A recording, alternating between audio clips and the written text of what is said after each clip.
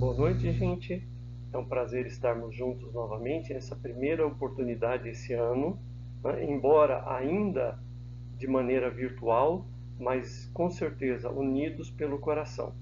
E para iniciar essa nossa reunião, eu vou convidar todos a que possamos elevar o nosso pensamento a Deus e a Jesus, pedindo a eles a proteção necessária para os trabalhos dessa noite.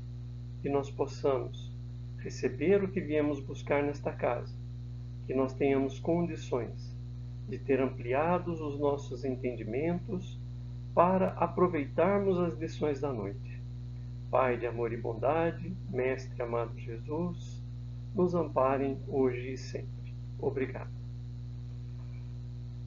Que bom, né, gente? Estarmos juntos de novo, apesar de todos os pesares, nós estamos aqui reunidos e hoje vamos falar de recurso da oração, que é algo muito importante nesse momento que a gente está vivendo, né? As orações cada vez mais vêm fazendo parte do nosso dia a dia, nesse instante tão complicado da vida que a gente está passando. Mas vamos falar um pouquinho sobre a prece, sobre as orações. Primeira coisa que a gente vai falar, o que é uma oração? Né? O que é a oração? O que é a prece? Aí as palavras se misturam e a gente acaba usando como sinônimos. Oração, prece, um ato de adoração. E alguém vai dizer assim, puxa vida, mas o que é um ato de adoração? Parece uma coisa, né? Adoração. Para nós espíritas, a adoração é essa conexão que nós fazemos com Deus. É elevar o nosso pensamento a Deus, pensar nele, abrir o nosso coração junto a Deus, né? Essa aproximação que nós fazemos de Deus, no sentido de, em determinados momentos do nosso dia, termos estreitados os laços que já nos unem, né? Tendo em vista que nós acreditamos que Deus é a causa primária de todas as coisas, como causa primária, né? Pergunta 1 do Livro dos Espíritos. Como causa primária, ele é o nosso Criador. Então, a oração, né, esse momento, né, de prece em que a gente fala com Deus e que a gente fala assim, é um ato de adoração, o que é isso? É reestabelecermos esses elos que nos unem, ou fortificar esses elos, né? Restabelecer não porque eles não foram rompidos, mas fazer uso, né, desse elo de ligação que nós temos com Deus. E durante a nossa prece, durante a nossa oração, nós podemos fazer 3 coisas distintas: louvar, pedir e agradecer. Então, nós vamos estudar daqui a pouquinho o que é louvar, o que vem a ser pedir e o que é agradecer, né? Voltando então, orar é entrar em contato com Deus. E quando a gente fala em adoração, a gente não precisa, né, ficar lembrando da majestade, da majestosa figura do Pai. Basta que a gente entre em contato com Ele com confiança, lembrando que Ele é o nosso Criador. Como a gente disse, a oração é um momento de conversa com Deus. A gente pode fazer uma analogia, embora simples, mas muito efetiva. Sabe aquelas horas em que você está com um problema e chama a sua mãe ou o seu pai para conversar? Em particular, vocês vão no quarto, tranca a porta para ninguém ouvir e saber o que está acontecendo e conversa. Essa é a oração. É esse momento em que você se abre com Deus. Aquilo que você não contou para ninguém, nem para sua mãe, nem para seu pai, nem para o melhor amigo. É nesse momento que a gente vai fazer oração. Não que a gente precise estar com um problema. Não que nós tenhamos a necessidade de que haja um problema na nossa vida para fazer oração. Mas eu digo desse momento íntimo, né, em que nós temos plena condição e necessidade de falar com Deus. Às vezes, a gente precisa desse momento para falar de coisas boas, não é só de coisas ruins. Às vezes, agradecer de coração algo que tenha acontecido. E, voltando àquelas 3 caracteres da oração: louvar. Por que a gente precisa louvar a Deus? Se Deus é Deus, Ele sabe que Ele é Deus, né? Então, por que a gente precisa louvar a Deus? porque é um gesto de humildade, né? Nós sabemos que Ele é o Pai, nós temos plena consciência de que Ele nos criou e do seu poder, bastando para isso olhar para o universo, né? Pensa um pouco no equilíbrio das galáxias, pensa um pouco na vida na Terra. Se ela está hoje com problemas, a grande maioria foi criadas por nós, não foram problemas criados por Deus, né? A Terra, num sistema, como um sistema fechado e equilibrado, vai muito bem. O homem é que acaba criando uma série de problemas nesse sistema planeta Terra. Mas o sistema em si, ele é equilibrado, né? Observa o universo, observa você, né? Observa cada um de nós como ser humano, a perfeição da máquina, tudo obra de Deus. E por que nós não podemos louvar dizendo assim, puxa vida, Deus, o Senhor é um cara cabeça, né? Olha quanta coisa, quantas minúcias, quantos detalhes, o macroverso, o microverso, quanta coisa linda que nós temos em torno de nós, né? E a gente precisa reconhecer a sabedoria e a perfeição do Pai, tanto no macro quanto no micro. Agradecer, mesmo nesse momento que a gente está vivendo, agradecer a Deus. Agradecer pela nossa imortalidade. Gente, queiramos ou não, nós somos espíritos imortais. Por mais que a gente faça, né? Nós não vamos morrer. Morre o corpo, esse instrumento, né, do espírito, mas o espírito sobrevive. Então nós somos imortais, isso é importantíssimo. Nenhum de nós aqui vai deixar de existir amanhã. E por que não posso agradecer isso a Deus? A nossa consciência, né? Uma consciência que não retrograda, uma consciência que nos permite viver todos os dias, entender o que fomos ontem, tentar esboçar o que seremos amanhã, trabalhar para isso, né?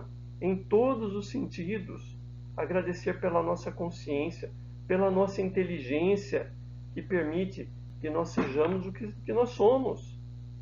Agradecer pela nossa vida. Ah, mas é um momento muito conturbado. É, mas nós estamos aqui, aprendendo. Talvez, se não passássemos por essa experiência neste momento, levaria séculos para adquirir, em termos de experiência, o que nós estamos passando nesse período de crise. Nós nem sempre pensamos nesse ponto. Olha quanto nós estamos aprendendo num curto período de tempo, que normalmente a gente talvez levasse séculos de aprendizado para isso. Agradecer pela nossa família, por pior que seja. Imagine-se estar abandonado. Não é melhor ter uma família, por pior que ela seja, do que estar abandonado? Né? Precisamos ter esse tipo de coisa, agradecer a Deus por isso. Agradecer a Deus pelos nossos empregos hoje, numa situação tão difícil. Agradecer a Deus pela nossa condição física. Tanta coisa para agradecer a Deus, mas quando normalmente a gente faz prece, mal a gente se liga a Deus e a gente começa o peditório.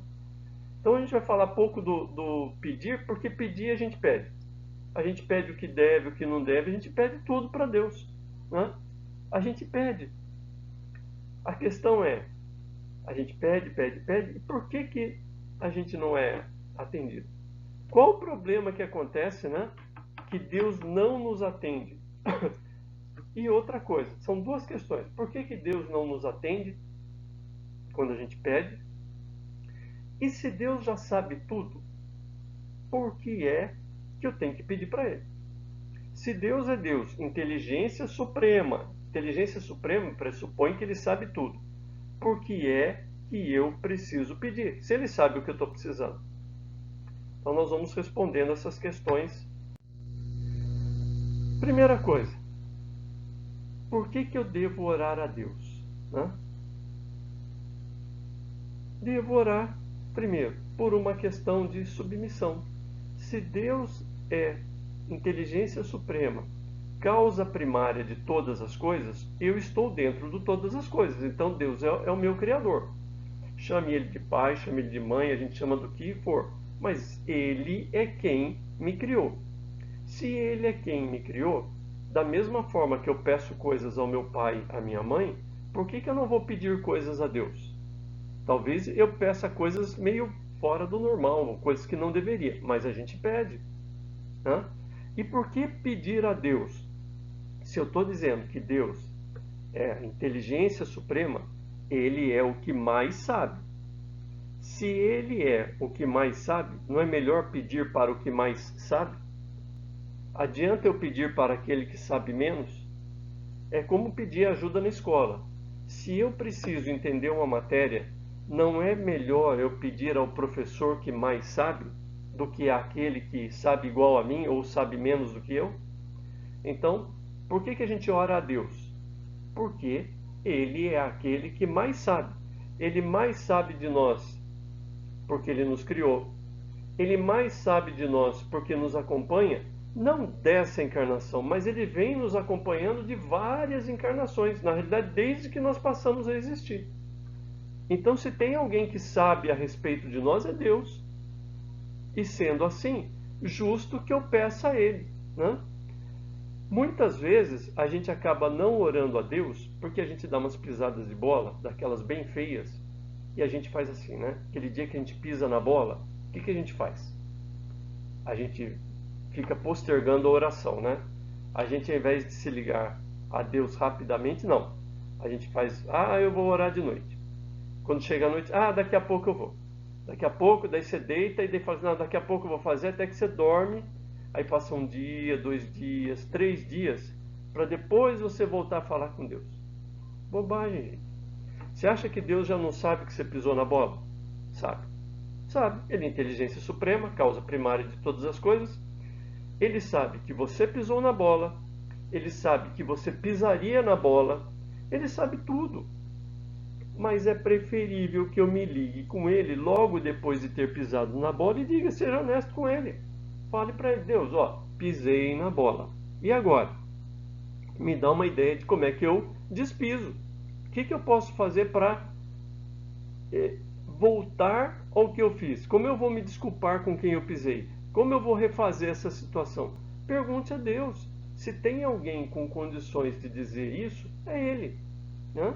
Talvez Ele não diga isso diretamente, talvez Ele use os seus emissários e mensageiros para isso, mas certamente alguma resposta Ele vai nos dar. Outra coisa que é importante, o como a gente fala com Deus, né? Existe fórmula para falar com Deus? Não, não tem fórmula. E Jesus deixou em dois momentos, Ele deixou muito claro como que a gente deve orar a Deus para obter bons resultados. Bons resultados são respostas, né? Qual é o bom resultado da oração? Respostas àquilo que eu estou pedindo ou agradecendo, ou seja lá o que for. Então, em Mateus 6, capítulo 6, versículo 5, Jesus deixa assim, como é que eu oro a Deus para obter um bom resultado? Olha o que Jesus disse, eu vou me permitir ler, né? E quando orardes, não sejais como os hipócritas, pois que apreciam orar em pé nas sinagogas e nas esquinas da rua, para serem admirados pelos outros. Com toda certeza vos afirmo que eles já receberam seu galardão, ou seja, sua recompensa. Tu, porém, quando orares, vai ao teu quarto, e após ter fechado a porta, orarás a teu pai, que está em secreto, e teu pai que vê em secreto, te recompensará plenamente. Ou seja, fica, né, na sua, não fica alardeando o que você está fazendo. Vai para dentro do teu quarto. O teu quarto aqui pode ser qualquer lugar, inclusive porque é de você para com você mesmo, pode ser dentro do seu coração. Você pode estar trabalhando e fazer uma oração, você pode estar andando na rua e fazer uma oração, você pode estar fazendo qualquer coisa e fazer uma operação com recolhimento. É isso que ele está dizendo, recolhimento, é um momento seu. Eu tenho um amigo que dizia o seguinte, o melhor horário para ele orar era quando ele ia tomar banho. Ele entrava no banheiro, apagava a luz, ligava o chuveiro, e ali ele conseguia se concentrar e falar com Deus. E vocês acham que Deus vai reclamar porque ele estava no banho? Pelo contrário, O banho era algo mecânico. O que ele estava ali era num profundo momento de ligação com Deus. Tá bom assim para Deus? Tá ótimo. É o que ele quer. Outra coisa, né, que Deus deixa bem claro, essa questão assim, olha só que está em Marcos agora, né? Quando estiverdes orando, se tiverdes algum ressentimento contra alguma pessoa, perdoai-a, para que igualmente vosso Pai Celestial vos perdoe as vossas ofensas. Entretanto, não perdoardes vosso Pai que está no céu. Se não perdoardes vosso Pai que está nos céus, também não vos perdoará os vossos pecados. Por que perdoar alguém? Né? Por que a necessidade de perdoar antes da prece? Para que aquilo não fique martelando o nosso pensamento. Esse momento de conversa com Deus é um momento muito íntimo. E não dá para ter 200.000 coisas rodando na nossa cabeça nesse instante. Eu preciso ter concentração, entrega a esse momento, que é um momento tão especial, né? De conversa com Deus. Então, que a gente possa, né, entender essas duas coisas. O recolhimento, não interessa o lugar, cada um escolhe seu lugar ou não ter lugar. E não ter nada que possa atrapalhar a nossa concentração na hora de nos ligarmos a Deus. Como que a gente vai orar? Com o coração, com sentimento, com sinceridade. É como quando você chama seu pai e sua mãe para uma conversa. Exatamente igual. Quando você está, e normalmente a gente faz isso quando está enrolado, né? Quando a vaca já está assim atolada até o pescoço, é aquela hora que a gente tem essas conversas assim. E a gente faz, é isso que a gente precisa. Só que, independente de estar enrolado ou que a vaca já tenha chegado até o pescoço, que a gente possa ter esses momentos de recolhimento, em que a prece, a nossa oração a Deus, reflita o que está dentro da gente. Né? É ter com Deus essa conversa íntima, em que nós vamos nos colocar a Ele como filhos, abrindo os nossos corações. E o que a gente deve pedir para que a nossa prece seja 100% eficaz? Ou seja, seja aquela prece que vai pegar certeira, né? Que vai pegar no alto. Então, o que a gente pode pedir, né? Já que a gente faz um peditório danado, o que a gente pode pedir a Deus e que garantidamente nós vamos obter 100% de eficiência, né? 100% eficaz. Então, coragem, para que a gente possa enfrentar os problemas da vida. E a gente tem problemas, graças a Deus a gente tem problemas, porque são eles que nos permitem nos desenvolver. Então, a gente enfrentar os problemas de cabeça erguida, né? Sem necessidade de nos sentirmos vítimas das situações, mas a gente passa a ser realmente pessoas que vão levar a vida de uma forma muito positiva, né? Por pior que seja a situação. Peçamos paciência para que a gente possa esperar o tempo correto das coisas se resolverem. Esperar o tempo correto não é sentar e não fazer nada. Esperar o tempo correto é agir com consciência, com equilíbrio, trabalhando para o nosso progresso de maneira muito tranquila, mas entendendo que não é do dia para a noite que situações complexas se resolvem. Até porque grande parte dos problemas que nós enfrentamos são causados por nós ao longo de muitos anos. Né? Eu não estou falando de encarnações anteriores, estou falando dessa encarnação. Quantos de nós não têm problemas de saúde hoje porque lá atrás não preservaram a saúde? Então, levou toda a juventude, né, desgastando a saúde. Hoje, o organismo cobra. E aí vai dizer assim, eu vou lá na farmácia, tomo um melhoral infantil e resolve tudo. Não funciona assim. Então, que nós tenhamos a paciência para resolver as coisas no tempo certo, agindo da maneira correta. Resignação, porque tem coisas que não vão modificar. Tem coisas que vão continuar do mesmo jeito. Um exemplo assim bem bobinho, né? Eu querer ser o Bill Gates, ter a fortuna do Bill Gates. Sinto muito. Talvez eu tenha que trabalhar as próximas 200 encarnações e mesmo assim não vou chegar na fortuna dele. Adianta eu me revoltar com a vida porque eu não vou ter a fortuna do Bill Gates? Não é melhor eu me resignar de ser uma pessoa que tem a sua casa, que tem algum conforto, que trabalha para viver, né? Tem uma família legal e vamos em frente. Não adianta você ficar revoltado achando que o mundo lhe deve alguma coisa quando isso não acontece. Então, ter resignação para aceitar o que não pode ser modificado.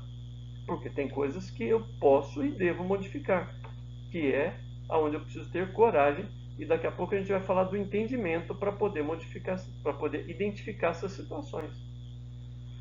Força, né? A gente precisa ter força para identificar situações que podem ser modificadas e modificá-las, trabalhar para que elas se modifiquem. Principalmente aquilo que diz respeito ao meu interior. Então, quando eu enxergo em mim defeitos, eu preciso ter força para modificá-los. É muito difícil eu conseguir modificar os meus defeitos de um dia para o outro. São coisas que vieram se acumulando ao longo dos anos e nós não estamos falando muitas vezes em uma ou duas encarnações, estamos falando em algumas encarnações. Então eu preciso ter força, né? Força de vontade para me modificar naqueles pontos que eu encontro em que a minha consciência já acusa que eu piso na bola. Que nós tenhamos então a força suficiente para atuar nesse sentido. E entendimento. Para que entendimento? Para eu saber o que eu posso e o que eu não posso modificar. O que eu devo e o que eu não devo modificar. Eu preciso ter equilíbrio e entendimento para que eu possa diferenciar as coisas e aí sim, se eu posso modificar, ter paciência, se eu não posso modificar, ter resignação e coragem para enfrentar as situações, independente, né, de poder ou não modificá-las, certo? Isso tudo é aquilo que eu obtenho quando eu faço a minha prece. Alguns me perguntarão, mas só isso? Eu não posso orar por alguém para pedir para que aquela pessoa possa melhorar? Pode, claro, pode e deve. Nós podemos e devemos. O passe nada mais é do que a oração em função de outra pessoa. O que a gente não consegue garantir é 100% de eficácia nessa nossa prece. Porque nós não sabemos se aquele problema que a pessoa passa é algo que realmente faz parte, né, da vida dela, ou se é algo que é transitório e que a nossa oração vai ajudar a passar. Então, nós devemos ter em mente que a minha oração em função de outras pessoas, ela vai ajudar. Eu vou atingir 100% de eficácia? Não sei. Aí está na questão da paciência e da resignação. Pode ser que eu ore por alguém a vida inteira, mas não consiga ajudá-la da maneira como nós gostaríamos. O fato é o seguinte: toda oração ajuda. Se eu não consigo fazer com que a pessoa se recupere, mas eu consigo animar aquela pessoa, eu consigo dar coragem a ela, eu consigo ajudar na questão da paciência. Então, orar pelo próximo sempre é importante. O que a gente não consegue garantir é essa eficácia de 100% na ação da prece. Mas que ela ajuda, ela ajuda. Eu posso pedir coisas materiais? Posso. Não existe em lugar nenhum nada proibindo. Mas será que vai acontecer? E se não acontecer? Eu vou ficar decepcionado com Deus porque Deus não me deu aquilo que eu queria? Então nós precisamos botar essas coisas na balança e aí, devo ou não devo fazer pedidos de coisas materiais? Talvez seja preferível que eu peça, se eu estou, por exemplo, estou endividado, preciso de dinheiro. Ao invés de pedir dinheiro a Deus, porque certamente Ele não vai materializar isso na nossa conta bancária, já fiz bastante, até hoje não apareceu um centavo na conta, pelo contrário, só diminuiu.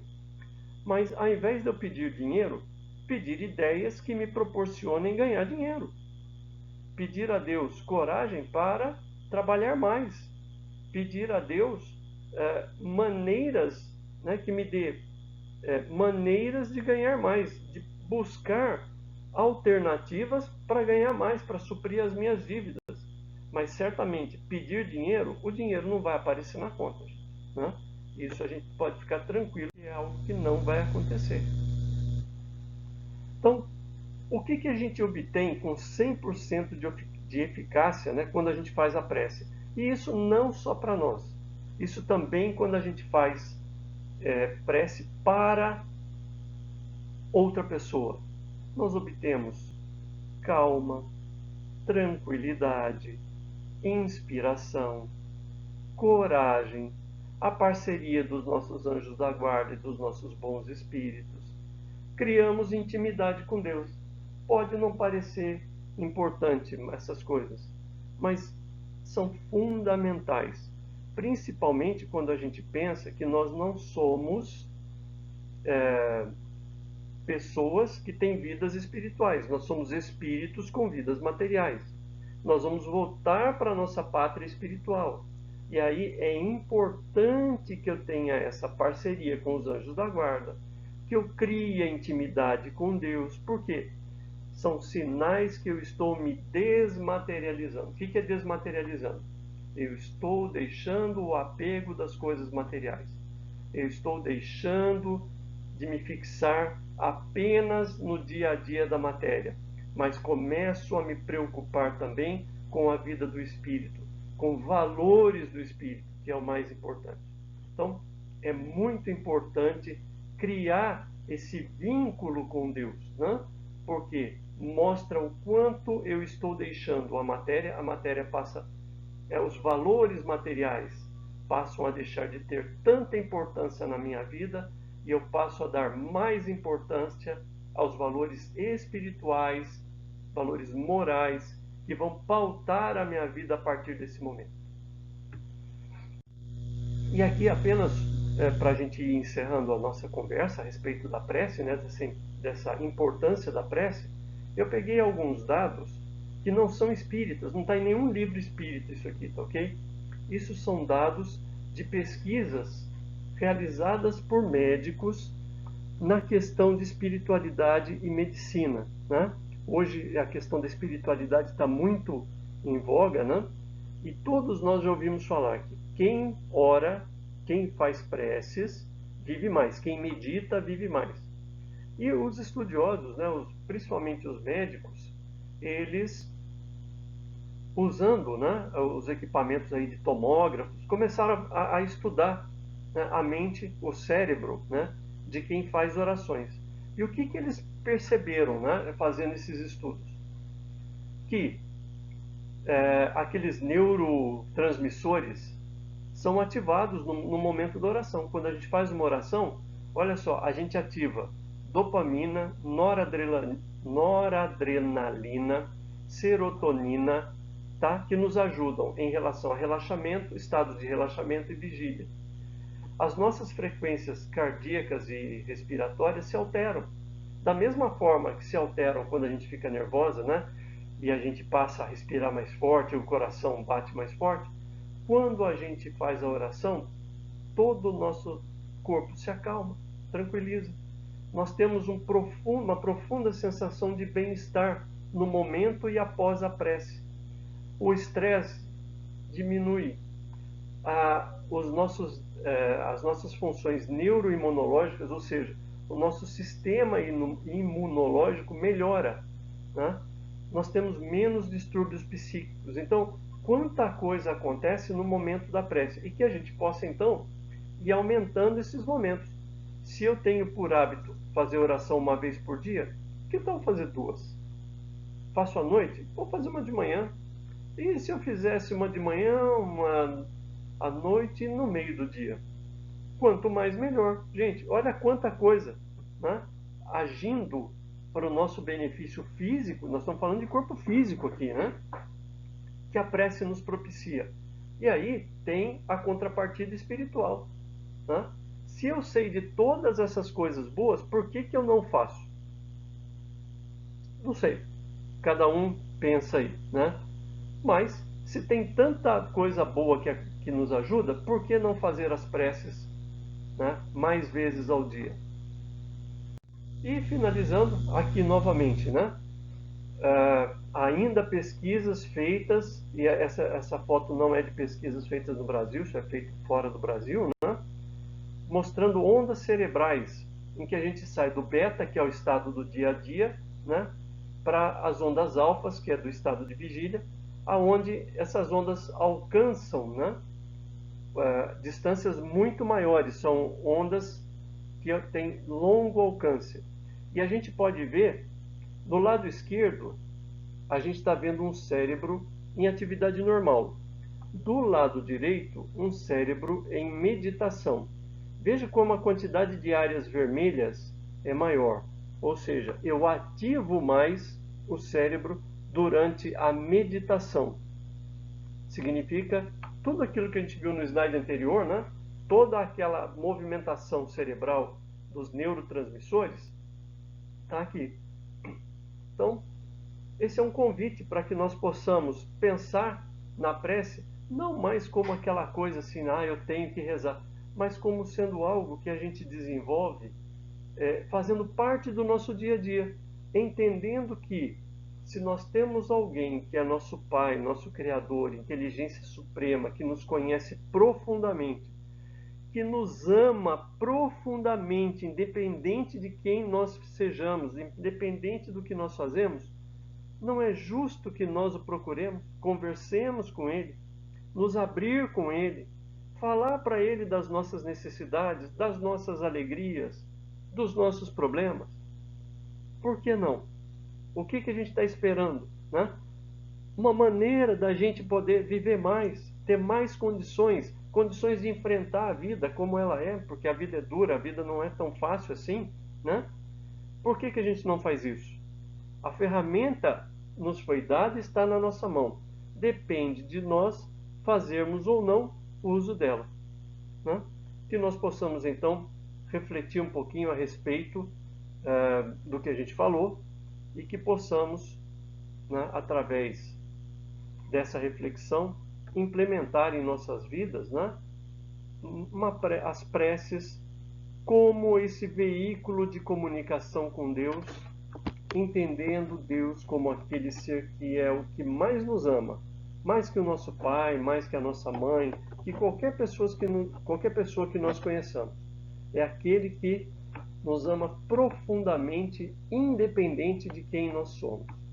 Então, vou convidar novamente todos a fazermos a prece de encerramento, né? Que nós possamos tranquilizar os nossos pensamentos, as nossas emoções, nos ligar a esse Pai de amor e bondade que tanto nos ama, como eu disse, que nos ama profundamente. Agradecer a Ele do fundo dos nossos corações esta oportunidade de estarmos hoje aqui, conversando, discutindo, aprendendo, agradecendo por estarmos vivos neste momento da humanidade, aprendendo tanta coisa, vendo, né, tantas coisas acontecerem, acumulando tanta experiência, agradecendo a oportunidade de estarmos vivos, agradecendo a nossa saúde, agradecendo por tudo que Deus nos tem ofertado ao longo dessa nossa vida. E gostaríamos também de pedir a Deus. Pedir primeiramente pelo nosso mundo de maneira geral, por todos os que aqui vivemos, a pedir a Deus nesse instante que abençoe a todos os que sofrem. Sofrem pelo abandono, sofrem por problemas físicos, sofrem por problemas espirituais. Pedir a Deus que abençoe todos aqueles que se comprazem no mal, independente do grau de onde estejam, todos aqueles que se encontram desviados do caminho. Pedir a Deus que nesse instante possa abençoar os nossos políticos, para que deixem de lado as suas rusgas, os seus problemas individuais, que deixem de lado o orgulho, o egoísmo e pensem no povo, nas pessoas que tanto precisam e que nesse instante sofrem pela falta de compromisso, sofrem pela falta de planejamento, sofrem porque pessoas se colocam acima do sofrimento alheio. Que o Pai possa nos abençoar, possa nos amparar neste momento. Peço a Deus de maneira muito especial por todos aqueles que nesta casa vêm buscar o seu tratamento, que possam receber neste momento as suas bênçãos, o seu amor, a sua luz, sendo envolvidos em muita paz, em muita ternura. Peço, enfim, Senhor, por todos nós que tanto precisamos, indigentes ainda moralmente falando, mas que queremos cada vez mais estar junto a Ti. Nos ampara, nos ilumina, hoje e sempre, Senhor. Muito obrigado. É isso aí.